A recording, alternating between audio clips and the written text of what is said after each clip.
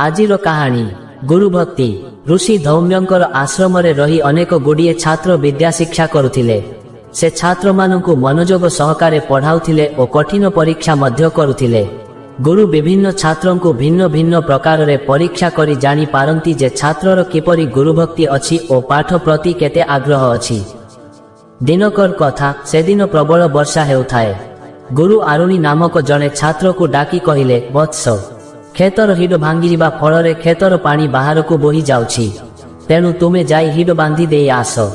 आरुणी संगे संगे खेत आडकू चलिले। खेतरु पानी खूब जोर बही जाउथिला, तेणु आरुणी माटी जमा करी हिड बांधिबाकू चेष्टा कले, किंतु पानी एते जोर बहुथिला रे से माटी सबुकू भसाई नेउथिला। आरुणी शत चेष्टा करी मध्य हिड बांधी न पारिबारु कौनसी उपाय न पाई पानी अटकाइबा पाई सेही हिडरे सोईगले। फଳରେ पानी बोहिबा बंद होईगला, किंतु आरुणी वर्षा माड खाई खाई अचेत होई जाइथिले। दिन जाई राति हेला, आरुणी आश्रम को न फेरिबारु ऋषि धौम्यंकर चिंता बढ़ीगला। से तुरंत खेत निकटरे पहुंची देखंती तो आरुणी अचेत अवस्थारे सोईछंती। एहा देखी धौम्य भावविह्वल होई गले। ए घटनार किछि दिन परे धौम्य तांकर आउ जने शिष्य उपमन्युଙ୍କୁ परीक्षा कले। केतेगुड़िए गाय उपमन्युଙ୍କୁ देले चराइबा पाई, किंतु शिष्यर खाइबा पीबार किछि व्यवस्था करि नथिले। धौम्य देखिबाकू चाहुथिले उपमन्यु किपरि काम करुछंती। उपमन्यु गायगुड़ीकू नेई चराइबाकू चालीगले। गाय माने आनंदरे चरिबाकू लागिले। किछि समय परे उपमन्युଙ୍କୁ प्रबल भोक लागिला। से कौनसी उपाय न पाई भिक्षा मागी भोजन कले।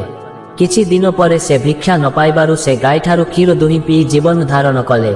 दिनकर कथा। धौम्य उपमन्यु निकटरे उपस्थित होई समस्त कथा जानी शिष्य उपरे रागी गले एवं कहिले, जने छात्र आश्रम रे रहिबाकू हेले आश्रमर नीति नियम मानिबा उचित एवं गुरु आज्ञा बिना कौनसी कार्य करिबा अनुचित। उपमन्यु निजर भूल स्वीकार करी कहिले, मो प्रतिज्ञा करी कहूछि आश्रमर सबु नियम मानिबी। गुरुंकर आदेश अनुसारी उपमन्यु गाय चराइबा बेले कौनसी खाद्य खाइले नाही, किंतु केते दिन अबा से भोक उपासरे रहिबे।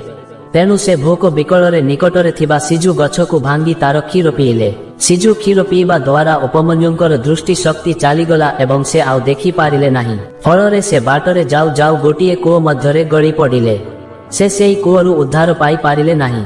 गुरु धौम्य तांकर दिव्य ज्ञान द्वारा सबु जानी पारी शिष्य उपमन्युंक निकटरे उपस्थित होई तांकर गुरुभक्तिर प्रशंसा कले। सेथिपाई आरुणी और उपमन्युंकु तांकर प्रगाढ़ गुरुभक्ति पाई आजि मध्य लोके तांकु प्रशंसा करुछंती। एथिरु शिक्षा मिले जे अति भक्ति देखेई बुद्धिमता सह काम न कले निजर केवल क्षति ही हुए। गुरु भक्ति जीवन ठारु बड़ नुहे। जीवन निजर किंबा जे कौनसी प्राणीर हेउना काहींकि निर्मल और निष्कलंक प्राण को पीड़ा देवा गोटे अनैतिक कार्य बा अपराध। जदि जीवन त्याग कौनसी कल्याण तथा जनमंगलकारी उद्देश्य हुए तेबे ताहा विचार योग्य। एमिति सुंदर सुंदर कहानी सुनिबा पाई मो चैनल को सब्सक्राइब करंतु। पुणी आसीबी नुआ कहानी नहीं।